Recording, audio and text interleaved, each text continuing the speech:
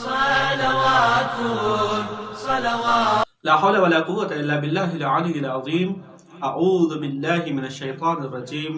بسم الله الرحمن الرحيم.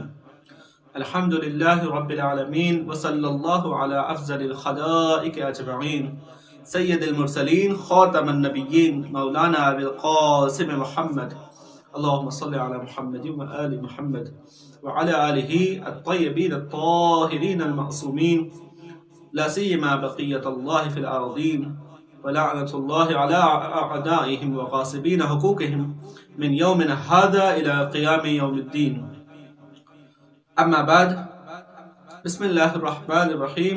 رب اشرح لي صدري ويسر لي أمري واحلل عقدة من لساني يفقهوا قولي. ناظرین کرام، السلام علیکم ورحمۃ اللہ وبرکاتہ. الحمدللہ بفضل خدا اور محمد و آل محمد کے توفیل میں الحمدللہ رب العالمین یہ آج کی احکام اسلامی کی جو ہماری کلاس ہے بفضل خدا یہ ہماری تیسری نشست اور یہ تیسری کلاس ہے ہماری. اور اس سے پہلے جو ہم نے اس کلاس میں پڑھا تھا، جو ہمارا موضوع چل رہا تھا وہ مطہرات تھا.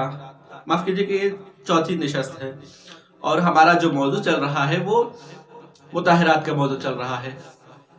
اور الحمدللہ ہم نے اس میں بھی تقریباً 3 چیپٹر جو ہے مکمل کر لیے ہیں. اس سے پہلے ہم نے پانی کی جو مفصل بحث تھی، جو پانی سب سے مطہرات میں جو پہلی چیز ہے، سب سے پہلی چیز ہے جو آب اور پانی ہے، اس کے اوپر ہم نے مفصل ایک درس اور ایک کلاس کامل تمام کر لی ہے اور امید کرتے ہیں آپ حضرات پانی کے احکام سے واقف ہو چکے ہوں گے.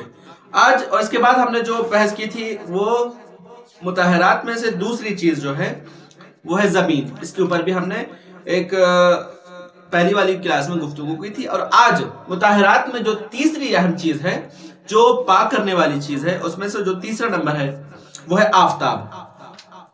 ہم نے بتایا تھا مطہرات جو ہے جو چیزوں کو پاک کر دیتی ہیں وہ 9 ہیں. پہلی چیز تھی پانی اور دوسری چیز تھی زمین. اب جو تیسری چیز ہے جو نجاست کو پاک کرتی ہے وہ ہے آفتاب، یعنی کہ سورج کی روشنی. سورج کی روشنی بھی مطہر کنندے ہے، صاف اور پاک کرنے والی ہے، لیکن یہ بھی زمین کی طرح سے مخصوص چیزوں کو پاک کرتی ہے. صرف شرائطوں کے ساتھ کچھ چیزیں ہیں جس کو یہ پاک کرتی ہے. پہلی چیز ہے اس میں سے جس کو آفتاب اور سورج پاک کرتا ہے وہ ہے سب سے پہلی چیز زمین.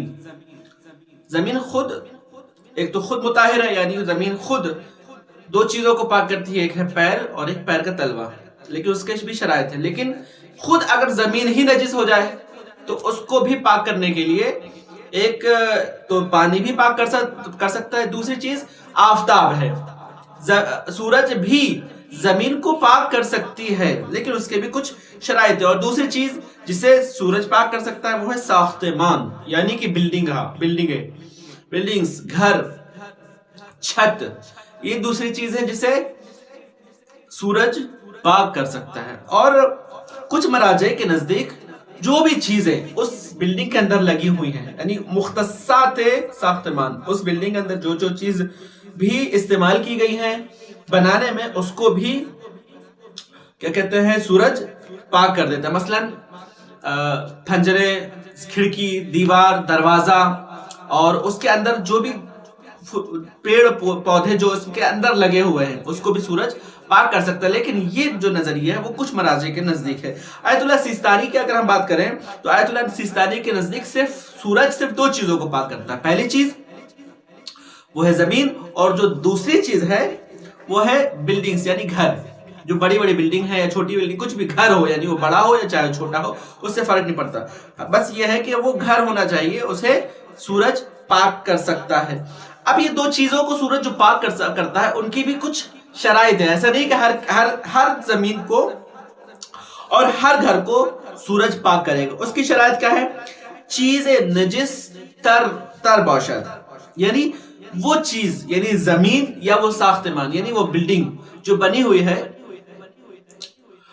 اس میں سب سے اگر نجس ہو گئی ہے وہ تو اس میں سب سے پہلی شرط اگر آپ پاک کرنا چاہتے ہیں اور سورج اگر اسے پاک کرے گا تو اس کی سب سے پہلی شرط یہ ہے کہ وہ چیز گیلی یعنی تر ہونا چاہیے. وہ اگر چیز جو نجس ہوئی ہے وہ گیلی ہونا چاہیے. اگر وہ چیز گیلی نہیں ہے تو سورج اسے پاک نہیں کر سکتا. اور گیلی ہونے بھی تر ہونا بھی اتنی گیلی ہونا چاہیے کہ وہ کسی دوسری چیز کو بھی مرطوب کر سکے, یعنی اس کو بھی اپنی تراوٹ, اپنی تھوڑی بہت گیلا اگر آپ اس کو ہاتھ لگائے تو آپ کے اندر بھی اس کی رطوبت محسوس ہونا چاہیے, تقریباً اتنا گیلا ہونا چاہیے. اگر وہ ایسی چیز ہے اس کے اندر یہ شرط ہے تو سورج اسے پاک کر دے گی. دوسری چیز ہے بتابش آفتاب خشک شود, یعنی مستقیم اس کے اوپر سن لائٹ آنا چاہیے. اگر اس کے اوپر ڈائریکٹ سن لائٹ اور سورج کی روشنی نہیں آ رہی ہے تو سمجھ لیجئے وہ چیز پاک نہیں ہوگی. مثلاً کیا, مثلاً دوپہر کا وقت ہے, آپ کے گھر کی دیوار نجس تھی, اب گیلی بھی تھی خشک نہیں تھی, عین نجاست کو بھی اس پہ سلگ کر دیا. لیکن اس دیوار کے سامنے ایک پردہ لگا ہوا تھا. اب پردے سے چھن کر جو روشنی آ رہی تھی وہ روشنی نے آپ کی دیوار کو سکھایا, کیا وہ دیوار پاک ہو گئی؟ کہتے ہیں کہ نہیں, وہ دیوار پاک نہیں ہوئی. پاک ہونے کے لیے ضروری ہے کہ نور خورشید اور سورج کی روشنی مستقیم اس نجاست پر پڑ رہی ہو, تب جا کے وہ نجس چیز پاک ہوتی ہے, ورنہ وہ چیز پاک نہیں ہوگی. تیسری چیز کیا ہے؟ چیزی مانند, اگر مرطوب مانند پاک نہ, چیزی مانند ابر یا پردہ, اس کے اوپر کوئی چیز مانے نہ ہو, یعنی وہی جو ہم نے ابھی بتایا کہ کوئی چیز سورج کے درمیان اور اس نجس چیز کے درمیان نہیں واقع ہونا چاہیے. مثلا اگر ابر یعنی کوئی بادل سورج کے روشنی کے درمیان آ جائے, یا کوئی بہت ضخیم پردہ ہے جو اس کی روشنی کو روک رہا ہے, تب بھی وہ چیز پاک نہیں ہوگی. اور جو چوتھی جو شرط ہے, آفتاب جو ہے تنہا اس نجاست کو پاک کرے. یعنی کیا؟ یعنی آپ نے دیکھا دیوار نجس ہے اور اس کے اوپر سورج کی روشنی بھی آ رہی ہے, لیکن ساتھ ساتھ ہوا بھی چل رہی ہے نا. اب اکثر یہ ہوتا ہے کہ سورج کی روشنی سے پہلے ہوا کسی بھی چیز کو خشک کر دیتی ہے. تو اگر آپ کو یہ یقین ہے کہ وہ یہ دیوار جو ہے سورج کی روشنی کی وجہ سے نہیں بلکہ ہوا کی وجہ سے خشک ہوئی ہے, تب بھی وہ چیز خشک تو ہو جائے گی لیکن پاک نہیں ہوگی. پاک ہونے کے لیے ضروری ہے کہ وہ چیز صرف اور صرف سورج کی روشنی کی وجہ سے مطہر اور پاک خشک ہوئی ہو, تب جا کے وہ ساختمان یا زمین پاک ہوگی. ہنگام تابش آفتاب عین نجاست در محل نجاست نہ باشد. یعنی کیا؟ یعنی جو چیز نجس ہوئی ہے اس کے اندر خود عین نجاست نہیں ہونا چاہیے. یعنی جو چیز ہم نے بتایا عین نجاست کیا ہے؟ عین نجاست وہ چیز جس کا خود وجود نجس ہوتا ہے, وہ عین نجاست پہلے آپ برطرف کر لیجئے, اس کے بعد نور خورشید اور سن لائٹ جو اس کے اوپر پڑے گی تب جا کے وہ چیز پاک ہوگی. مثلا خود نجاست اس میں چپکی ہوئی ہے, نجس ہو گئی وہ, اور نجاست بھی اس دیوار میں یا زمین میں یا گھر کی چھت کے اوپر لگی ہوئی ہے اور سورج پڑ رہا ہے اس پہ, تب بھی وہ چیز پاک نہیں ہوگی. شرط یہ ہے کہ پہلے آپ عین نجاست کو زائل کریں. مثلا گھر کی چھت کے اوپر کچھ نجاست پڑی ہوئی ہے, مثلا کوئی بھی ایک نجس چیز پڑی ہوئی ہے, تو آپ پہلے اس نجاست کو پہلے کسی چیز کو اٹھا لیجئے. اب جب آپ نے پورے نجاست کو اٹھا لیا ہے, ایک طرف کر دیا ہے, اب جب اس پہ سورج کی روشنی پڑے گی تو وہ چیز خود بخود پاک ہو جائے گی. اب آپ کو اس کے اوپر کہتے ہیں پانی ڈالنے کی ضرورت نہیں ہے. قسمت بیرون و درون دیوار ایک بار خشک کنت, یعنی اگر جب کوئی چیز گیلی ہوتی ہے, مرطوب ہوتی ہے, تو اس کی رطوبت کچھ اندر تک بھی چلی جاتی ہے نا. مثلا دیوار ہے, کچی دیوار تھی یا پکی دیوار ہی صحیح, اس کے اوپر اب جب گیلا ہوگا تو تھوڑا بہت رطوبت دیوار کے اندر بھی جاتی ہے.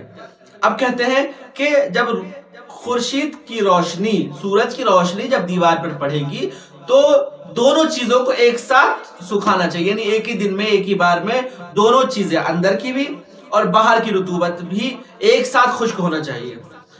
اگر صرف ایک ہی بار میں کہتے ہیں کہ صرف باہر کی دیوار کی روشنی, دیوار کی رطوبت خشک ہوتی ہے تو کہتے ہیں کہ باہر کا تو صاف پاک ہو جائے گا، لیکن اندر کا، دیوار کے اندر کا نجاست ویسے ہی رہے گی، اسے وہ پاک نہیں ہوئی ہے۔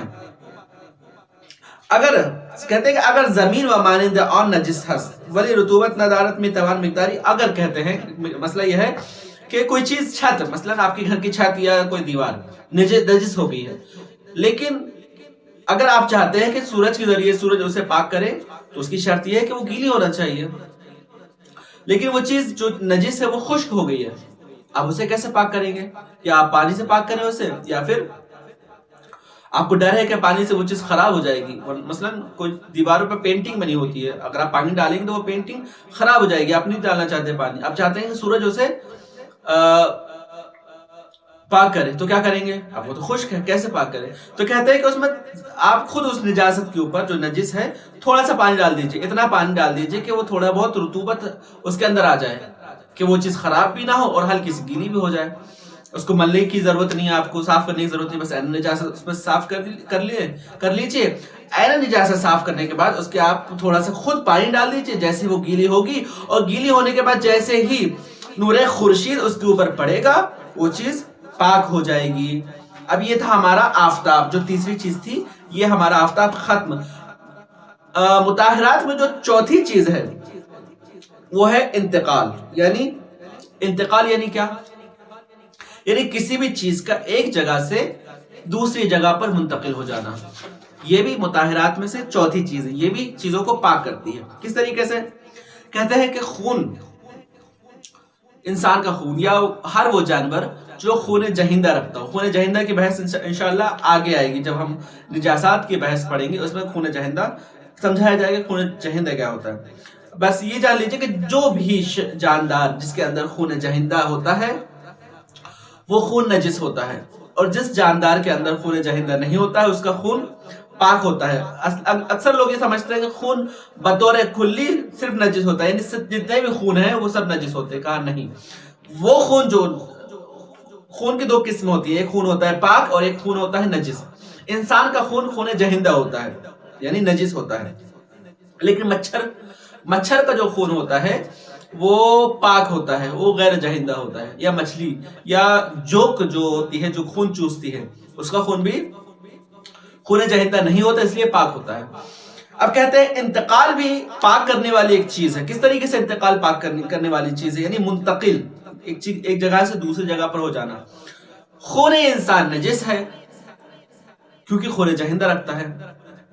اب اکثر ایک مچھر ہے نا، مچھر نے آپ کو آ کے کاٹ لیا، مچھر نے جیسے ہی آپ کو کاٹا اور کاٹنے کے بعد وہ مچھر اڑ جاتا ہے، آپ کی باڈی میں وہ خون جب تک آپ کے پاس وہ خون تھا، آپ کا خون تھا، تب تک تو وہ نجس تھا، لیکن جیسے ہی آپ کی باڈی، آپ کے جسم سے وہ خون منتقل ہو کر خون کے جسم میں چلا، مچھر کے جسم میں چلا گیا، یا جو خون چوستی ہے اس کے پیٹ میں، اس کے جسم میں چلا گیا، تو جیسے ہی اس کے جسم میں جائے گا اور اس کا خون کہلائے گا تو وہ خون فوراً پاک ہو جاتا ہے۔ کیوں؟ کیونکہ یہ انتقال ہو گیا اس خون سے، اس جسم سے اس جسم میں، کیونکہ یہ آپ کا جسم، انسانوں کا جسم نجس ہوتا ہے، اس کے اندر کا خون نجس ہوتا ہے، اور مچھر کا خون جو ہوتا ہے وہ پاک ہوتا ہے۔ مسئلہ، سوال، اگر مثلا کیا ایک مچھر آپ کو آ کر کاٹا یا کاٹ رہا ہے، اسی حالت میں آپ نے اس مچھر کو کیا کیا؟ دیکھ لیا، اور اس مچھر کو آپ نے فوراً مار دیا۔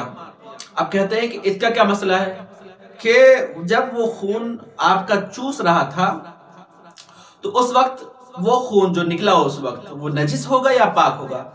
تو کہتے ہیں کہ جس وقت وہ مچھر آپ کو کاٹ رہا تھا، یعنی وہ عین خون چوسنے کی حالت میں تھا اور آپ نے اس کو مار دیا، تو چونکہ اس وقت آپ کا خون وہ چوس رہا تھا تو وہ اس کا خود کا خون نہیں بنا، وہ آپ ہی کا خون کہلائے گا، اور اسی حالت میں اگر آپ نے مار دیا تو وہ خون نجس ہے۔ ہاں البتہ آپ اس کو مارنے جا رہے تھے لیکن نہیں مار پائے، وہ مس ہو گیا، وہ مچھر اڑ گیا، دوبارہ اڑ کے ایک چکر کاٹ کر تھوڑی دور کے بعد پھر وہ واپس آیا، ابھی آپ نے اسے نہیں مارا، جب تک نہیں مارا، اب اس نے آپ کا خون چوسنے سے پہلے اس کو آپ نے اب دوبارہ مار دیا، تو کہتے ہیں اب وہ خون پاک ہو گیا۔ کیوں؟ کیونکہ اس کا ایک گردش کاٹنے کے بعد ایک وقت گزر جانے کے بعد اگرچہ وہ ایک لہجہ ہی کیوں نہ ہو، اتنا ہی وقت گزر جانا کافی، اب اس کا خون مچھر کا ہو گیا، اب وہ خون پاک ہے، آپ چاہے تو وہ دوبارہ دعوت اڑانے آئے اور اس وقت آپ اس کو مار دے، تب وہ آپ کے لیے، وہ آپ کا خون ہوگا، آپ اس کو مار سکتے ہیں، اور وہ خون دوبارہ جب وہ آپ کو چوسنے کے وقت آپ اس کو ماریں گے تو وہ خون نجس ہوگا۔ یہ تھی چوتھی چیز انتقال۔ پانچویں چیز مطہرات میں جو ہے وہ ہے اسلام۔ اسلام بھی مطہرات، ان مطہرات میں جس طریقے سے پانی ایک چیز کو پاک کرتا ہے اور انتقال کسی چیز کا ہو جانا چیزوں کو پاک کرتا ہے، اسی طریقے سے اسلام بھی چیزوں کو پاک کرتا ہے، لیکن کس چیز کو پاک کرتا ہے اس کی بھی شرائط آگے آئیں گی۔ کہتے ہیں کہ اسلام بھی پاک کرتا ہے، لیکن کس کو؟ کہا ہر کسی کو نہیں، اسلام صرف انسانوں کو پاک کرتا ہے۔ اسلام انسانوں کو پاک کرتا ہے۔ کس انسان کو؟ وہ انسان جو مشرک ہے نا، جو انسان مشرک ہے یا غیر مسلم ہے۔ قرآن کا صاف الفاظ میں یہ بیان ہے کہ انما المشرکون نجس، کہ بے شک جو مشرک ہیں، جو اللہ کا شرک کرتے ہیں، وہ نجس ہیں۔ ان کے ہاتھ کا کھانا پینا، یعنی اگر وہ رطوبت ہو، گیلا ہو، وہ حرام ہے۔ کیوں؟ کیونکہ نجاست کھانا اسلام میں حرام ہے، اس لیے وہ چیز بھی حرام ہے۔ اکثر لوگ پوچھتے ہیں مولانا کیا ہندو کے ہاتھ کا کھانا نجس ہے یا غیر مسلم کے ہاتھ کا کھانا نجس ہے؟ ہم نے اس کا جواب کیا ہے؟ کہا نہیں، اس کے ہاتھ کا کھانا نجس نہیں ہے، اس کے ہاتھ کا کھانا اس لیے نجس ہے کیونکہ اس کے ہاتھ کا کھانا اس لیے حرام ہے۔ کیوں؟ کیونکہ وہ چیز نجس ہو گئی۔ نجس کھانا حرام ہے، نہ کہ غیر مسلم کے ہاتھ کا کھانا۔ اگر کوئی چیز رطوبت دار ہے، گیلی ہے، اور اسے کسی کافر نے مس کر لیا ہے تو وہ گیلی چیز بھی نجس ہو جائے گی۔ اب نجس ہونے کی بنا پر آپ اسے نہیں کھا سکتے، اس بنا پر نہیں کہ کافر نے اس چیز کو ہاتھ لگایا ہے، اس بنا پر نہیں کھا سکتے کیونکہ وہ چیز نجس ہو گئی ہے۔ اگر کسی کافر نے، غیر مسلم نے آپ کو سوکھی چیز دی ہے جس کے اندر نجاست جذب نہیں کر سکتی، تو بے شک آپ اسے کھا سکتے ہیں، بغیر دھوئے اسے کھا سکتے، کیونکہ نجاست منتقل نہیں ہوئی ہے۔ اسلام کیسے؟ اسلام کس طریقے سے پاک کرتا ہے؟ کہتے ہیں ایک مشرک ہے، وہ نجس ہے، اس کا پسینہ نجس ہے، وہ کسی چیز کو چھو لے تو وہ چیز نجس ہے، لیکن جیسے ہی وہ مشرک، وہ غیر مسلم، دو کلمے اپنے دل اور اعتقاد کے ساتھ دو کلمے اپنے زبان پر جاری کرتا ہے، تو وہ مسلمان کا، وہ مشرک کا بدن اور جسم اور اس کا پسینہ اور اس کے منہ کی لار، تھوک بھی پاک ہو جاتی ہے۔ کون سے وہ جملے ہیں؟ کہتے ہیں وہ دو جملے ہیں، اشہد ان لا الہ الا اللہ و اشہد ان محمد رسول اللہ۔ اشہد ان لا الہ الا اللہ و اشہد ان محمد رسول اللہ۔ یہ دو جملے ہیں جو ایک مشرک کو نجاست کی گندگی سے نکال کر پاکیزگی کی زندگی میں لا کے کھڑا کر دیتے ہیں۔ جیسے کسی کافر یا مشرک نے یہ کلمہ شہادتین اپنی زبان پر جاری کیا، فوراً اس کا جسم آپ کے لیے پاک ہو جاتا ہے، وہ جسم خود کے لیے بھی پاک ہو گیا اور دوسروں کے لیے بھی پاک ہو گیا۔ اب آپ اس کے کھانا پینا اس کے ساتھ رہ سکتے ہیں، کھا سکتے ہیں، پی سکتے ہیں، کوئی اس میں حرج نہیں ہے۔ اسلام، یہ پانچویں چیز تھی مطہرات میں۔ چھٹویں چیز ہے مطہرات میں جو چیزوں کو پاک کرتی، وہ ہے برطرف شدن مسلمان، برطرف شدن عین نجاست، معاف کیجیے گا۔ چھٹویں چیز ہے برطرف شدن عین نجاست۔ یعنی کیا؟ یعنی عین نجاست جو ہم نے کہا تھا، وہ چیز جس کا وجود ہی نجس ہے، جو کبھی بھی چیز پاک ہی نہیں ہو سکتی، وہ عین نجاست برطرف ہو جائے، یعنی کیا؟ زائل ہو جائے، ختم ہو جائے۔ اور یہ بھی صرف دو مورد میں ہے، ہر جگہ نہیں ہے۔ مثلا ایسا نہیں ہے کہ کہیں کوئی چیز نجاست پڑی ہوئی ہے، وہ برطرف ہو گئی، زائل ہو گئی، آپ نے اٹھا کے پھینک دیا تو وہ چیز پاک ہو گئی، کہا نہیں، ہر جگہ نہیں، صرف دو مورد میں یہ چیز ہے۔ کون کون سے مورد ہیں برطرف شدن مسلمان، برطرف شدن عین نجاست میں؟ کہا پہلی چیز یہ ہے کہ اگر صرف نجاست برطرف ہو جائے تو وہ چیز اب خود بخود پاک ہو جاتی ہے۔ وہ کیا ہے؟ کہا پہلی چیز ہے بدن حیوان۔ حیوان کے بدن میں اگر کوئی چیز نجاست لگی ہوئی ہے اور وہ خود بخود زائل ہو جائے، ہے نا، اپنے آپ یا پھر کسی طریقے سے وہ چیز ختم ہو گئی، نجاست لگی ہوئی تھی لیکن ایک بار آپ نے دیکھا اس کے اوپر نجاست لگی، لیکن دوسری بار آپ نے کچھ عرصے بعد دیکھا تو دیکھا کہ وہ نجاست زائل ہو گئی، ختم ہو گئی، آپ کو نظر نہیں آ رہی، دکھائی نہیں دے رہی، تو کہتے ہیں کہ وہ وہ چیز خود بخود پاک ہو جائے گی. کہاں؟ جانوروں کے لیے. مثلاً منقار مرغی کی جو منقار ہوتی ہے، چوچ ہوتی ہے. اکثر آپ نے دیکھا ہوگا مرغیاں اور بطخیں اکثر گندگی میں جا کر وہ دانا چگتی ہیں یا پھر گندگی میں اپنی چوچ ڈالتی ہیں. آپ نے دیکھا اس نے گندگی میں اور ایک نالی میں یا پھر نجاست میں جا کر چوچ ڈالا، اس میں سے کھانا شروع کیا کیڑوں کو. اب اس کی چوچ جو ہے جب تک نجس ہے، جب تک اس کے اوپر وہ نجاست لگی ہوئی ہے. لیکن جیسے ہی آپ نے دیکھا ہوگا مرغیاں جا کر اپنے چوچ کو اس طریقے سے ہلاتی ہے کہ ان کے اوپر جو نجاست لگی ہوتی ہے وہ صاف ہو جاتی ہے. اب آپ کو یقین ہو جائے کہ اس کی چوچ میں جو نجاست لگی ہوئی تھی وہ زائل ہو گئی ہے، ختم ہو گئی، برطرف ہو گئی ہے، تو اس کے اوپر آپ کو پانی ڈالنے کی کوئی ضرورت نہیں ہے، وہ چیز پاک ہو گئی. یہ شرط ہے صرف جانوروں کے اوپر، ہے نا، مثلا مرغی کے اوپر. اب وہ چوچ ضروری نہیں کہ آپ جا کے اس کے اوپر پانی ڈالیں، صاف کریں، پاک کریں تو وہ پاک ہو کے نہیں، وہ برطرف ہوگی خود بخود. خدا نے یہ اجازت دی ہے کہ وہ جانوروں اپنے آپ پاک ہو گئے. دوسری جگہ کیا ہے؟ دوسری چیز ہے بدن انسان، باطن بدن انسان، یعنی انسان کے جسم کے اندر کی چیزیں. مثلا کیا؟ انسان کے جسم کے اندر کی چیزیں اگر نجس ہو جائیں اور وہ نجاست خود بخود برطرف ہو جائے یا کسی طریقے سے برطرف ہو جائے، تو وہ چیز کو اندرونی حصوں کو آپ کو پانی ڈالنے کی یا صاف کرنے کی یا پانی سے پاک کرنے کی ضرورت نہیں ہے، وہ خود بخود پاک ہو جائے گی. مثلا کیا؟ مثلا خون، مثلا کان کے اندر یا دہان کے اندر، آپ کے منہ کے اندر یا ناک کے اندر خون آ گیا ہے نا. اب وہ خون آنے کے بعد آپ نے ناک کے اندر خون آیا تو آپ نے ایک ٹیشو سے، اس ناک کے اندر ذرا سا خون تھا، ہلکا سا خون تھا، آپ نے ٹیشو سے اس خون کو صاف کر لیا، ایک طرح سے پوچھ لیا. اب آپ کو وہ خون نظر ہی نہیں آ رہا، بالکل نہیں دکھ رہا، تھا خون لیکن آپ نے صاف کر لیا. اب چونکہ وہ ناک کے اندر ہے، نجاست تھی نا، اب وہ آپ نے نجاست کو برطرف کر دیا. اب ضروری نہیں کہ آپ ناک کے اندر پانی ڈالیں اور اسے پاک کریں. کیوں؟ کیونکہ وہ آپ کے جسم کے اندر کا حصہ ہے اور جسم کے اندر صرف برطرف کر دینا ہی نجاست کا کافی ہے. اب ضروری نہیں کہ آپ اس کو پانی سے پاک کریں، لیکن ہاں آپ کے جسم کے باہر کا جو حصہ ہے، مثلا ہاتھ پر نجاست لگ جائے، صرف خون کو صاف کر لینا ہی کافی نہیں ہے. خون کو صاف کرنے کے بعد آپ کو پانی سے بھی پاک کرنا پڑے پانی سے بھی اسے پاک کرنا پڑے گا. مثلا ایک اور مثال، مسوڑے کے اوپر، مسوڑے میں اکثر خون آ جاتا ہے. اس کو یہ دوسری مثال ہے، البتہ آگے آئے گی والی مثال.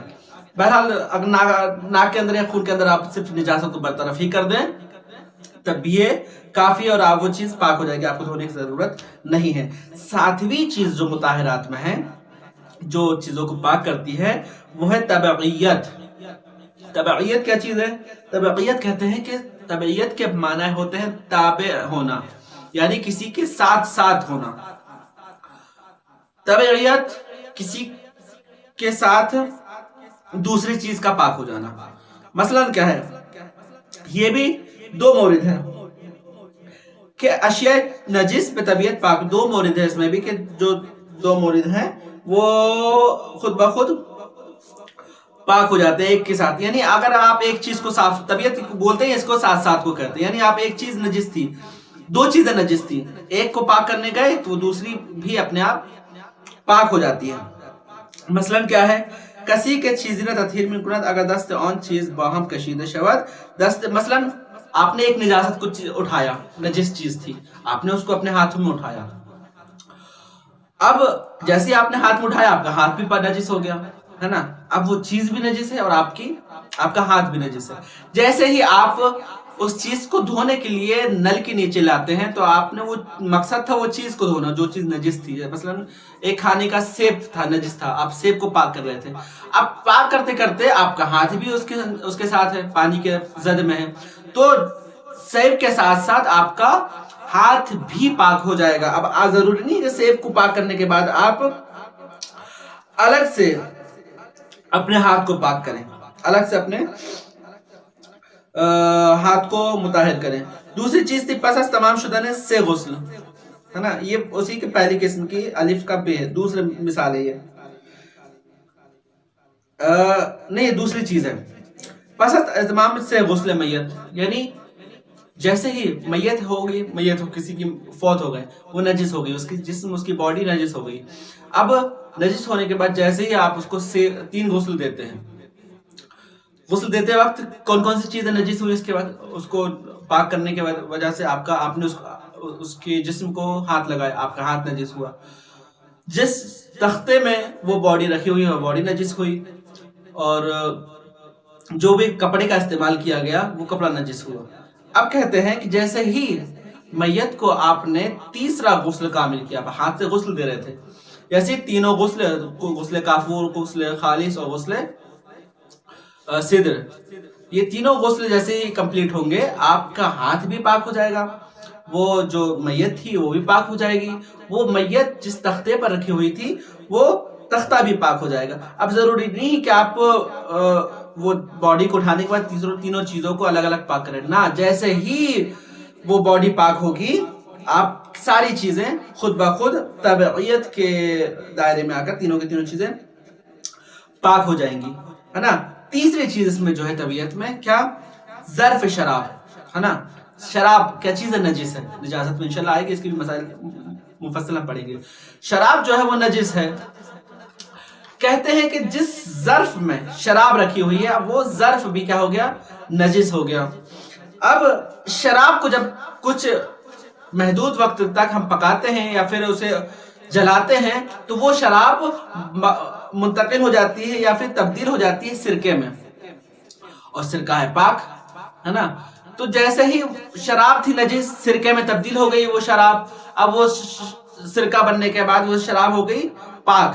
شراب تو سرکہ بن کر پاک ہوگی. کہتے ہیں کہ وہ جس ظرف کے اندر وہ شراب رکھی تھی، شراب کی وجہ سے وہ ظرف بھی نجس ہوا. اس ظرف کا کیا مسئلہ ہے؟ کہتے ہیں کہ جیسے ہی شراب سرکے میں تبدیل ہوگا، اس کے ہی ساتھ ساتھ وہ شراب کا ظرف، شراب کا برتن بھی جس چیز میں شراب رکھی ہوئی ہے وہ بھی سرکہ بنتے ساتھ وہ ظرف بھی شراب کی طبیعت میں پاک ہو جائے گا. اب ضروری نہیں کہ آپ سرکے کو نکالیں، شراب جو سرکہ بن چکی اس کو نکالیں اور اس کے ظرف کو الگ سے پاک کریں، نہیں، طبیعت میں وہ چیز بھی پاک ہو جائے گی. 8ویں جو مطہرات میں چیز ہے وہ ہے غائب شدن مسلمان، یعنی مسلمان کا غائب ہو جانا. مثلاً کیا ہے مسلمان کا غائب ہو جانا؟ اس کا مطلب یہ نہیں کہ مسلمان ایک دم سے آیا اور آپ کی طرف سے غائب ہو گیا، نہ. مسلمان کا غائب ہو جانا یعنی کیا، ایک مسلمان ہے آپ کے سامنے، مسلمان کو دیکھا آپ نے کہ اس کی فلاں چیز، مسلمان کی چیزوں میں سے یا خود مسلمان، اس کا بدن یا اس کی چیزیں مثلا جو اس کے پاس ہیں، کیا کیا ہے، اس کے کپڑے ہیں، اس کا موبائل ہے، اس کی ٹوپی ہے، جوتے ہیں، یہ فلاں جو بھی چیز اس کے پاس ہے، اور جہاں وہ رہتا ہے اس کا گھر، آپ نے دیکھا ان سب چیزوں میں سے آپ نے دیکھا ان میں سے کوئی ایک چیز نجس ہے نا. اس کے کپڑے، آپ اس نے بتایا کہ میرے کپڑے نجس ہیں، ابھی آپ گئے، اب وہ مسلمان جو آپ کے سامنے تھا آپ کی نظروں سے غائب ہو گیا. غائب ہو گیا مطلب کیا، کہیں چلا گیا. ابھی آپ کے پاس نجس تھا، کہیں چلا گیا، کہیں باہر جانے والا تھا، 3-4 دن کے بعد واپس آیا، یا پھر آپ کہیں چلے گئے، آپ اس کے مہمانی میں آئے تھے، اس نے بتایا کہ ہماری یہ چیز صوفے کا جو کور ہے مثلا وہ نجس ہے. اب آپ مہمانی میں آئے تھے، اس کے بعد آپ چلے گئے، اب دوبارہ آپ واپس آئے، اس مسلمان کو پھر دوبارہ آپ کے پاس حضور ہو گیا، حاضر ہو گیا، یعنی جو پنہان ہو گیا تھا وہ دوبارہ اس سے ملاقات کر لی. اب چونکہ یہ عرصہ گزر گیا ہے، اس میں اگر آپ کو اطمینان ہو کہ جس عرصے میں اس نے یا پھر وہ نجاست کو پاک کر لیا ہے یا پھر جو نجاست چیز تھی اس کو عوض تبدیل کر دیا ہے، تو وہ چیز اس کو بولتے ہیں غائب شدہ مسلمان. یعنی اب آپ اتنے عرصے کے بعد آئے، 3-4 دن کے بعد آئے، تو آپ کو یقین ہے کہ ہاں اس چیز میں وہ چیز نجاست کو دھو دیا گیا ہوگا یا تبدیل کر دیا ہوگا، تو آپ کو اس کی جستجو کرنے کی ضرورت نہیں ہے. بس یہ غائب ہو جانا ہی آپ کے لیے حجت ہے کہ وہ چیز آپ کے لیے پاک ہو چکی ہے. اب آپ کو اس سے اجتناب کرنے کی بھی ضرورت نہیں ہے کہ ہاں یہ چیز نجس تھی، پہلے نجس تھی البتہ آپ کے لیے، آپ کو یقین تھا، لیکن آپ جیسے ایک مسلمان آپ کے ساتھ نظروں سے غائب ہوا اور کچھ عرصے بعد آپ دوبارہ واپس آئے تو آپ کو اب پوچھنے کی ضرورت نہیں ہے، انشاءاللہ وہ پاک ہوگی اور اس نے اسے پاک کر دیا ہوگا. جو 9ویں اور آخری چیز ہے مطہرات میں پاک کرنے والی چیزوں میں، وہ آخری چیز ہے استحالہ. استحالہ کیسے کہتے ہیں؟ استحالہ کہتے ہیں کہ کسی بھی چیز کا، کسی بھی جنس کا، کسی بھی چیز کا اصل تبدیل ہو جانا. اصل تبدیل ہو جانا یعنی کیا؟ یعنی وہ پہلے ایک چیز تھی اب وہ تبدیل ہو کر دوسری چیز بن گئی ہے. مثلاً کیا؟ مثلاً جیسے کہ پہلے ایک مردار تھا، جیسے کوئی جانور مر گیا ہے نا، جانور جیسے ہی مرا وہ کیا ہو گیا؟ نجس ہو گیا. اب جانور جیسے ہی مرا وہ زمین پر اس کو کسی نے دفنا دیا. دفنا دینے کے بعد کچھ عرصے بعد زمان کے گزرتے وہ جو مردار تھا، وہ جسم تھا اس کا، وہ تبدیل ہو جاتا ہے مٹی میں. اب جیسے ہی وہ مٹی میں بدل جاتا ہے تو کیا کہیں گے کہ کیونکہ یہاں پر نجاست دفن تھی، وہ نجاست کی وجہ سے جو مٹی بنی ہے وہ نجاست کی وجہ سے بنی ہے. کیا یہ مٹی بھی نجس ہوگی؟ کہا نہیں. کیوں؟ کیونکہ اس کا استحالہ ہو گیا، اس کی جنس تبدیل ہو گئی ہے، اس کی اصل تبدیل ہو گئی. پہلے وہ چیز مردار تھی، اب وہ چیز مٹی ہے.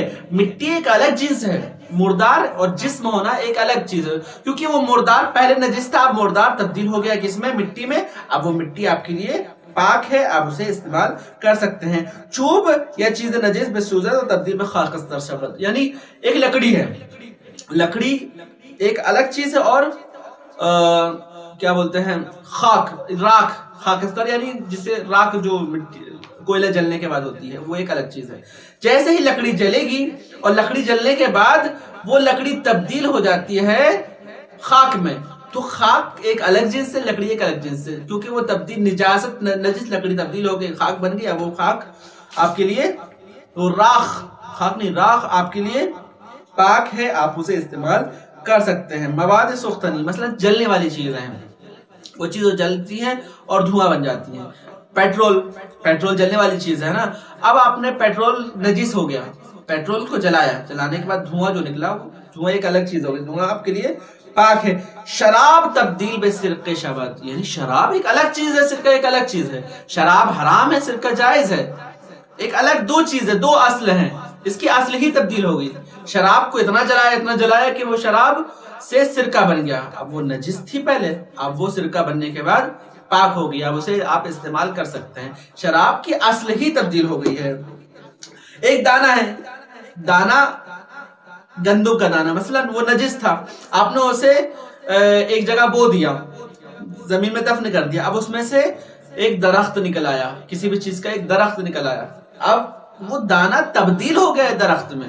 درخت ایک الگ چیز ہے، دانہ ایک الگ چیز ہے. اب چونکہ وہ تبدیل ہو گیا، اس کی جنس بدل گئی ہے، تو وہ خود بخود پاک ہو گیا ہے. اب ایسا نہیں کہ وہ نجس دانے سے یہ درخت نکلا ہے تو یہ پورا درخت نجس ہے، نہ، اس کی جنس تبدیل ہو چکی ہے. اب اسے پاک کرنے کی ضرورت نہیں ہے. ایک مسئلہ یہ ہے کہ اس چیز میں استحالہ میں ضروری ہے کہ جنس بدلے، یعنی اس کی اصل بدل جائے. ایسا نہیں کہ صرف شکل اگر بدلتی ہے تو وہ چیز پاک نہیں ہوگی. کیسے شکل کا بدلنا اور جنس کا بدلنا کیا ہے؟ کہتے ہیں کہ ایک شراب کا سرکے سے بدل جانا، شراب ایک الگ چیز ہے اور سرکہ ایک الگ چیز ہے. دو چیزیں ایک اصل سے دوسرے اصل میں بدل جاتی، اس کو کہتے ہیں اصل کا بدلنا. لیکن گندم ہے، گیہوں ہے، یا پھر دال ہے، کسی بھی چیز کی دانے کو جس کو آپ پسواتے ہیں، گندم ہے مثلا. اب آپ نے گیہوں کو لے جانے کے بعد پیس لیا چکی میں. اب پہلے وہ ایک سخت چیز تھی، اب وہ ایک پاؤڈر کے روپ میں آپ کے سامنے پاؤڈر کی شکل میں ہے. کہا کہ اب یہ چیز بدل گئی، استحالہ ہوا کہ نہیں ہوا؟ کہا کہ نہیں ہوا. کیوں؟ کیونکہ کہنے کا مطلب یہ ہے کہ استحالہ ہوئی نہیں، ان کی شکل بدلی ہے، ان کی اصل نہیں بدلی. کیوں؟ کیونکہ گیہوں اصل میں وہی گندم ہے. وہ جو آٹا ہے، جو گیہوں کا جو آٹا ہے، وہ اصل تو وہی ہے، بس اس کی شکل تبدیل ہو گئی ہے. ابھی بھی وہ گیہوں ہی ہے، بس اس کی شکل تبدیل ہو گئی ہے. مثلا انگور کا جو رس ہے وہ سرکے میں بدل جائے. انگور کا رس تھا، وہ نجس تھا، اب آپ نے اس کو وہ کچھ دنوں تک رکھے سرکہ بن گیا. کہا کہ یہ چیز پاک ہوگی؟ کہا نہیں، وہ ایک ابھی بھی وہ انگور کا رس ہی ہے، بس اس کے اندر ایک کھٹاس آ گئی ہے، ایک طریقے کی کھٹاس پیدا ہو گئی. تو وہ اس سے اس کی شکل، اس کی جنس نہیں بدلی گی، بس اس کی شکل تبدیل ہوئی ہے. تو انگور کے رس سرکے میں اگر بدل جائے تب بھی وہ چیز پاک نہیں ہوگی. اسی طریقے سے گندم کا دانہ اگر آٹے میں تبدیل ہو جائے تب بھی وہ چیز پاک نہیں ہوگی. کیوں؟ کیونکہ اس کی اصل تبدیل نہیں ہوئی ہے، اس کی شکل تبدیل ہو گئی ہے. ضروری ہے کہ استحالے میں کسی بھی چیز کی حقیقت اور اصل تبدیل ہو، نہ کہ صرف اور صرف اس کی شکل تبدیل ہو۔ والسلام علیکم ورحمۃ اللہ۔